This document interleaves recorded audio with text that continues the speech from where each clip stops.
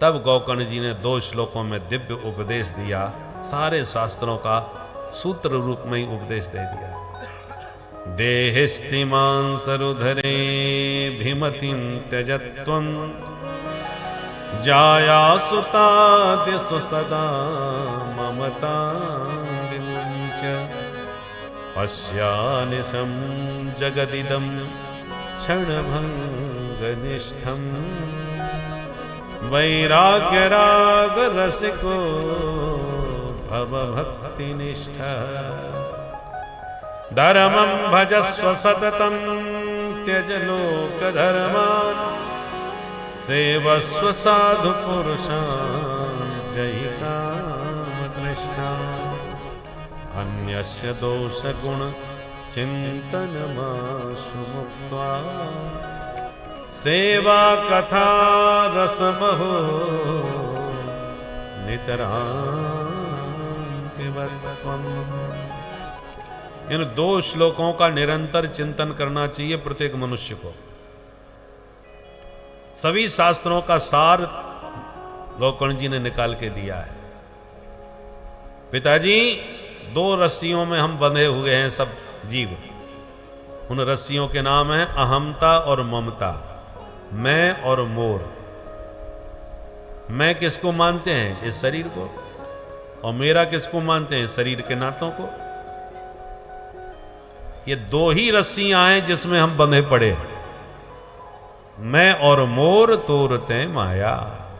माया के ये 2 ही फंदे हैं। इन फंदों से धीरे धीरे अपने को मुक्त करो। मैं शरीर नहीं, मैं शरीरी हूं, आत्मा हूं, अविनाशी हूं। और मेरा संसार में कोई नहीं। मेरा यदि कोई है तो केवल मेरे प्रभु हैं। प्रभोरहम मम प्रभो, मैं प्रभु का हूं और प्रभु ही एकमात्र मेरे हैं। बस ये 2 रस्सियों के बंधन को खोल दो, आप मुक्त हो गए। कहना बहुत सरल है पर खोलना बड़ा मुश्किल है। यद्यपि मृषा छूटत कठिनाई, जड़ चेतना है ग्रंथि पर गई। एक होती है घुर्र गांठ, जो जो खोलो त्यों तो उलझती चली जाती। कभी कभी जनेऊ उलझ जाता है ना, जनेऊ धारण करने वाले जानते होंगे। कभी कभी जनेऊ ऐसा उलझता है कि खोपड़ी खराब हो जाती है सुलझाने में। ऐसे ही जड़ और चेतन की ऐसी गांठ पड़ गई है बंधन की कि इसको जितना हम खोलते हैं उतना उलझती चली जाती है, जल्दी सुलझ नहीं पाती। मैं और मेरा, मैं कौन हूं अपने आप को पहचानो और मेरा कौन है उस अपने को पहचानो। जिसने मैं और मेरा का शोधन कर लिया, समझ लिया, समझ लो मुक्त हो गया। गौकर्ण जी कहते हैं पिताजी, वैराग्य के रसिक बनो, संसार के राग में न पड़ो। जो विरक्त संत हैं उन विरक्तों का संग करोगे तो तुम्हारे भीतर भी वैराग्य बढ़ेगा। और प्रपंचियों के संग में पड़ोगे तो प्रपंच बढ़ेगा। संसार कैसा भी सही पिताजी, दूसरों का गुण दोष देखना बिल्कुल छोड़ दो। किसी का दोष देखोगे तो उसके प्रति घृणा होगी और किसी में गुण देखोगे तो उसमें आसक्ति होगी। दोनों ही ठीक नहीं। इसलिए अन्यस्य दोष गुण चिंतन माशु मुक्त्वा, न दोष देखो न गुण देखो। देखना है तो अपने आप को देखो कि हम इतने साल के हो गए, जिंदगी में अब तक हमने क्या किया और आगे हमें क्या करना चाहिए। क्योंकि शरीर शाश्वत नहीं है। ये पंचायती धर्मशाला है, कभी भी मैनेजर आपको निकाल बाहर करेगा, परमानेंट नहीं रहोगे इसमें।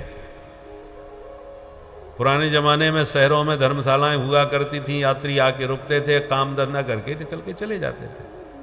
अब कोई धर्मशाला में ही कब्जा करके बैठना चाहे तो थोड़ी बैठ पाएगा।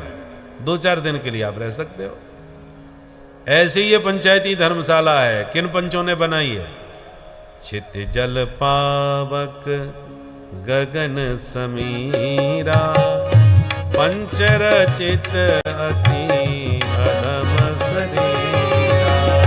चित जल पावक गगन समीरा, पंचरचित अति अधम शरीरा। अति अधम शरीरा। ते अदब शरीरा। तो ये शरीर पंचायती धर्मशाला है, इसमें परमानेंट थोड़ी रहोगे। कोई 50 साल रह लिया, कोई 70 साल, ज्यादा से ज्यादा 100 साल रह लोगे बस। अंत में काया कुटी खाली करना पड़ेगा, छोड़ के तो जाना पड़ेगा। एक क्षण का भी पता नहीं है कि कब निकाल दिया जाए इस धर्मशाला से बाहर। आजकल माहौल आप देख ही रहे हो, बम बारूद कितने बरस रहे, कब परमाणु युद्ध छिड़ जाए और कब जैसी आराम सब हो जाए। इसलिए आत्मनिरीक्षण करते रहो, अब तक हमने जीवन में क्या किया और हमें क्या करना चाहिए, क्योंकि कभी भी विदाई दुनिया से हो सकती है। तो जो करने योग्य कार्य है उसको जल्दी कर लो, कल पर मत छोड़ो। काल करे सो आज कर, और आज करे सो अब, पल में परलय होएगी बहुर करेगा कब। एक पल का भरोसा नहीं कब क्या हो जाए। इसलिए अपने कर्तव्यों का पूरी तरह पालन फटाफट कर लो। आप अपने बारे में सोचोगे तो उसका कुछ परिणाम होगा। दूसरों के बारे में सोच के अपना समय नष्ट क्यों करते हो? फलाने ने ऐसा कर दिया, फलाने ने वैसा कर दिया, फलाना ऐसा कर रहा है, उसने बहुत बड़ा घोटाला किया है, उसने इतना रुपया लूट लिया। अरे दुनिया को जो करना है करने दो। उस तुम्हारे सोचने से, तुम्हारे कहने से उस पर कोई फर्क नहीं पड़ने वाला।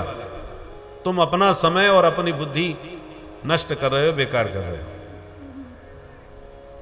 आप अपने बारे में सोचिए, अपने से फुर्सत मिले तब दूसरे की सोचिए।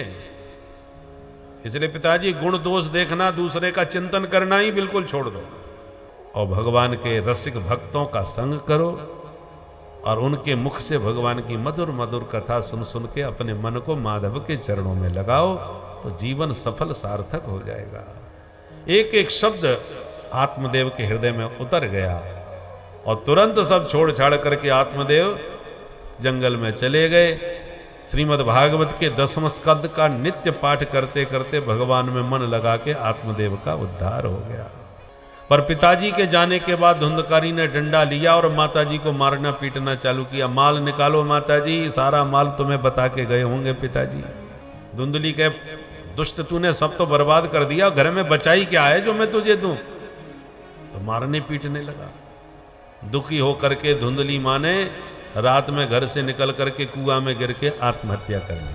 सवेरे गोकर्ण जी को पता चला तो उन्होंने सोचा कि अब हमारा ही नंबर आ गया, मैया बाप तो गए, अब हम ही बचे हैं। दुष्ट संग जन दे विधाता है, इस दुष्ट के साथ अब रहना ठीक नहीं तो हमको परेशान करेगा। तो वो तीर्थ यात्रा का बहाना लेकर के घर छोड़ के निकल गए। हम तीर्थ यात्रा पे जा रहे हैं। तो धुंधकारी को और खुशी हो गई, चलो अब भैया भी गए, मैया बाप भी गए, अब मैं अकेला परम स्वतंत्र, न सिर पर कोई। तो जिन वैश्याओं के कोठों पर उनका नाच गान सुनने जाता था, उन 5 वैश्याओं को घर में लाके रख लिया कि हमारे घर में रहो। और उन 5 को खुश करने के लिए रात में चोरी डकैती करता था। एक दिन राजघराने में चोरी करी और कीमती हीरे जवाहरात लेके आया, 5 को दिखाया, 5 खुश हो गई, माल तो बड़ा तगड़ा मारा है भाई। किंतु खिला पिला के जब इसे सुला दिया रात में, तो 5 वैश्याओं ने मीटिंग करी कि आज इसने बहुत ऊंचे घर में, राजघराने में हाथ मारा है। अतो राजा ग्रहिष्यति, अब राजा इसे छोड़ने वाला नहीं, आज नहीं तो कल ये पकड़ा जाएगा। और जब पिटाई होगी कि माल किधर है, तो ये अपना ही नाम लेगा बहन। तो ये मरेगा सो मरेगा, इसके साथ में हमको भी मरना पड़ेगा। इसलिए इसका मरना तो अब पक्का हो गया, राजा छोड़ने वाला है नहीं। क्यों ना ये काम हम ही निपटा दें आज, क्योंकि हमने इसको ठिकाने लगा दिया तो हम सुरक्षित हैं और माल भी हमारा सुरक्षित है। और ये तो रोज चोरी करता है, जिस दिन पकड़ा गया सो ये मरेगा और हमें भी ले मरेगा। 5 को बात जम गई तो रात में ही सोते हुए धुंधकारी को पलंग से बांध दिया। इसने चिल्लाने की कोशिश करी तो आगे के अंगारे चूल्हे से निकाल के इसके मुंह में भर दिए। तप्तांगार समूहाश्च तन मुखे बिच चिक्षुपु अग्नि ज्वालाति दुखेन व्याकुलो निधनंगतः। तड़फा तड़फा के 5 वैश्याओं ने धुंधकारी को रात में ही मार डाला और गड्ढा खोद करके वहीं उसी आंगन में उसे दफना दिया। कहा न अबला कर सके। यहां सनकादिक नारद जी से कह रहे हैं, स्त्रीणाम नैवत विश्वासो,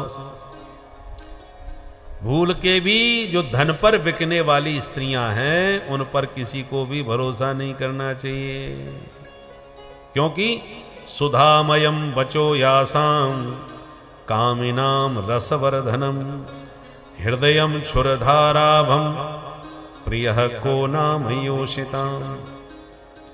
इन देवियों की वाणी में तो अमृत है, बहुत मीठी मीठी बातें करती हैं, पर हृदय में हमेशा छुरा चलता रहता है कि इसको कैसे निपटाऊं, कैसे लूटूं, कैसे बर्बाद करूं। धन पर बिकने वाली स्त्री पर भूल के भी किसी को भरोसा नहीं करना चाहिए, नहीं तो गति धुंधकारी जैसी होती है। कोई ड्रम में भरा मिलता है, ये उन्हीं देवियों के दुष्परिणाम है। इसलिए स्त्रीणाम नैवत विश्वासम दुष्टानाम कारेद बुधः, कभी भूल के भरोसा नहीं करना चाहिए।